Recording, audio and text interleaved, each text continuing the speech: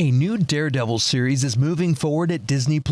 Charlie Cox and Vincent D'Onofrio have appeared in recent Marvel projects. Cox once again played Matt Murdock in the film Spider-Man No Way Home, while D'Onofrio reprised the role of Wilson Fisk in the Disney+ series Hawkeye. It now appears that the project is picking up steam with the hiring of Corman and Ord, although Marvel has yet to announce anything regarding the show formally.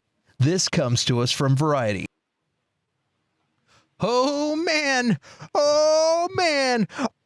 Guys, we finally are getting Daredevil. I mean, we kind of knew. We've had enough cameos or appearances, Curtis, of Charlie Cox in Spider-Man No Way Home. We saw Kingpin in Hawkeye. We've known this is going to happen, but people are like, I don't know, this is a different Matt Murdock. This is a different version. I can't wait to see what's going to happen, because I want Jessica Jones in the MCU. I'll just say that. I love Jessica Jones. I think she's great. I would love to see Trinity, Carrie Ann Moss. Carrie Ann Moss. I want to see her show up, and maybe show up in the She-Hulk show. Maybe there's some kind of courtrooms thing, and you see Matt Murdock show up. I want Foggy.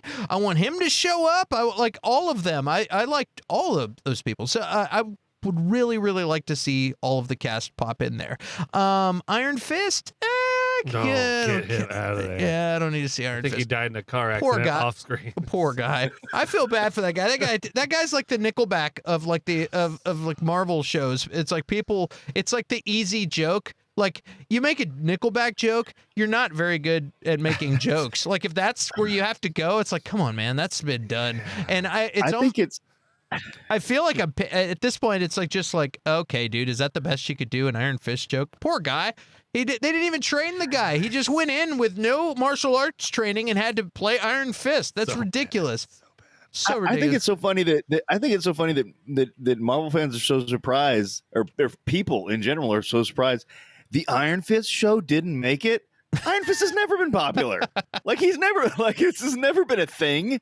He's had good runs on and off. Like when he was with Cage and stuff, and I think that's what they're trying to recreate, Iron Fist and Power Man. But nobody was ever clamoring for more Iron Fist. Like, there was never this was not. That's true, but I mean, absolutely. You are absolutely correct. But let's get back on Daredevil. Like Karen, I'd like to see Karen in the show. I want to see her in anything.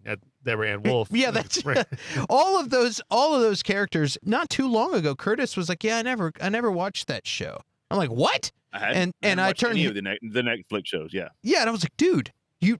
He's like, "Yeah, I just didn't." I'm like, "Dude, it's fantastic." And there's a lot of people that are worried that because this is going to be Disney, that it's going to be toned down and not as good. And I am one of those people. Yeah, we saw Vincent D'Onofrio wearing a fucking Hawaiian shirt the other day, at the end on the Hawkeye, and like, I'm like, what? It was like, this is like cruise ship Kingpin? Like, what's going on? And so I wonder if this is going to be toned down or not. This has been a big wonder. But what I will say is a lot of people are forgetting.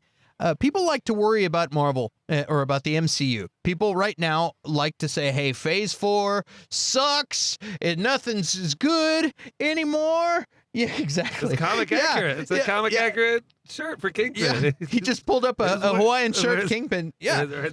Yeah, and so people are like, man, I want to complain about Marvel. That's what I want to do. Blah, blah, blah. And I'm like, come on, guys. That is a classic thing for people to do. When things get popular and they've been around for a while, you start to be like, it's not cool anymore. Dude, they're not changing anything. Like I'm not going to go on the extended rant, but they built the story up. They peaked at Endgame, and then they have to restart the new, basically, season of events, and it's going to, you can't, it's not like Fast F9 where they're going to go into space, and except they went into space. But it's like it's got to come down and build the story again, and they're building, and they're introducing new characters to the main public. A lot of the comic nerds already know all these people, but I think they're doing great, and I trust what they're doing, and until they disappoint me, like Moon Knight disappointed Curtis. But I think people need to relax, and if you think about you think about the Falcon and the Winter Soldier, Johnny Walker decapitated somebody with his shield. You know, they're like, oh yeah, because in the Daredevil, spoiler alert, in the Netflix show, Kingpin basically decapitates somebody with a car door. They're like, they're never going to do that on Disney. They did it with a damn shield. What are you talking about? They did it. So I mean, yeah. So I mean, it might not be as. It wasn't the same. I know it might, but they've been talking. Fair point. That's a good. That's a good point. And they also have started doing parental warning stuff and parental settings on Disney because the new guy that made me so happy. Yes, it made me. A lot of people are like, but the guy Bob Chapek, the guy who's screwed a lot of stuff up, I feel like he doesn't have a respect for a lot of the culture and the way that Disney has done things and treated their filmmakers, and he's a money guy. But the plus to that is he's not like, oh, the children. He's not. He's just he's a numbers guy. So that's all of a sudden you got him screwing other things up. But when push comes to shove, hey, dude, let's get some of that adult money. Yeah, I was gonna say Deadpool money. Let's get some Deadpool money to where before Bob Iger, you'd never see that. So it's like yeah. Yeah, I did like the parallel. You know, when you got what's Captain America replacement? What's his name again? I'm sorry, it was John Walker. John Walker. Yeah. So you had the scene in Civil War where Captain America is basically hammering Iron Man. Hold that thought, Curtis. I know you're chomping at the bit. No worries. Collect your thoughts, and we're going to pass the torch to you in a second. Go ahead, Michael. And then just that same kind of thing where instead of like hitting Tony Stark in the face, he hits the arc reactor instead. And it's almost coming paralleled in that scene where John doing the same thing, but instead he doesn't hold back like Steve Rogers would, and instead, took that guy's head off. Probably we saw blood on the shield. They are willing to go to a certain point, so I can see why people might be concerned, but I think they're doing a lot of fan service by bringing people like Vincent D'Onofrio back, bringing Charlie Cox back. So you're absolutely right, dude. Like, and I appreciate the fan service a lot. I'm like, please give me more things like that. Curtis, what are you chomping at the bit for? This is this is the idea. This is what worries me. So we don't even know if this is the same Daredevil in the same universe. Okay, they can wash all that stuff away. Okay, we know it's Charlie Cox and we know it's D'Onofrio. They can be variants. They can do all that stuff, and the Netflix doesn't mean anything, especially if they want to get rid of Iron Fist and the Defenders shit. Stuff. I haven't seen them, but I've heard they're terrible. I don't know. But regardless, we don't know that it's if they're variants or not, or if there are Daredevils.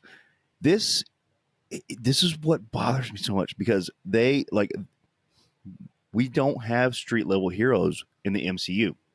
We don't. Moon Knight was a street level hero. Shang-Chi was a street level hero, and they just made them fight fucking dragons and all this other stuff, that happened, but that's not the core of the character. Like in some of the comics, like maybe that, that happened, but that's not the core of the character. They were street level heroes. Moon Knight's brother was a nurse murderer, and he had to chase him down in the streets. Like it was like you were saying, like noir detective stuff. Okay. And then they changed it to this other thing. And this is the same company that wants to make a PG-13 Blade movie, and we're wondering if they're going to change Daredevil. It's going to happen. It's not going to be the same. It might be close, but it's not going to be the same. They're not going to do a lot of that stuff. It's just as gritty, as dark, Yeah, I mean, yes, the way it should be. There are some absolutely. Heroes that are not. But the alternative is not having a Daredevil. I'd rather have a variant Daredevil than not have a Daredevil. That's true, but I see what you're saying. Daredevil doesn't save the world. He literally patrols 3 blocks of Manhattan. It's like you stay out of these 3 blocks or I'll beat your ass. Yeah, I get that. That's because that's all I can do. I can beat the shit out of you. Yeah, that's what I can do. And you want to see those back alley scenarios where it's the people are getting mugged, the people who are the little people who need to be saved too. So yeah, I share the same concern for losing that heart of, the heroes for hire, the people on the streets kind of thing. So. Right. Yeah. But that they want to. I mean, just think about this. Whenever you're worried, thinking about this Daredevil stuff, they want to make Blade PG-13. I haven't heard any official, but is that what they? I was hoping they were going to go R. Yeah, no, with it. Feige said they want. Yeah, they've already said Daredevil or Deadpool 3 is going to be R, but they're like, Blade, no, we're going to make that a PG-13. We think we can pull it off and blah blah. It's like, no, I mean they got pretty dark in Doctor Strange, like on some scenes, and like. Well, yeah. I mean, it was a little part, but still, like if they take it to that edge, for the whole show, then when you watch Wesley Snipes we saw Black Bolt, brain pop, face an untimely demise. Unfortunate. That was the best part of the movie. Was that that right there?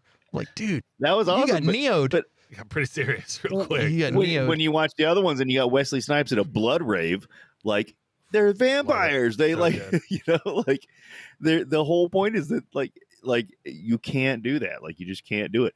And that's the thing. Make Blade R-rated, and then whenever he does the crossover stuff, he's PG-13. That's a good point. But in his movies, make him R-rated. Absolutely. I agree with that. I think we should sit back and all just collectively appreciate that we got a Guillermo del Toro Blade 2 movie at some point. The best. It's so good. Oh man, so good. Unbelievable. So good. It is. I wasn't even a huge Blade fan, and I saw that like 3 or 4 times in theaters. It was so damn good. Yeah, I was just like, Blade 2, Blade 2 is just. It was amazing. It's one of my favorites. It's like, wow, we get this. Yeah. He makes the vampires scared. Like, it's such a good movie. Very true.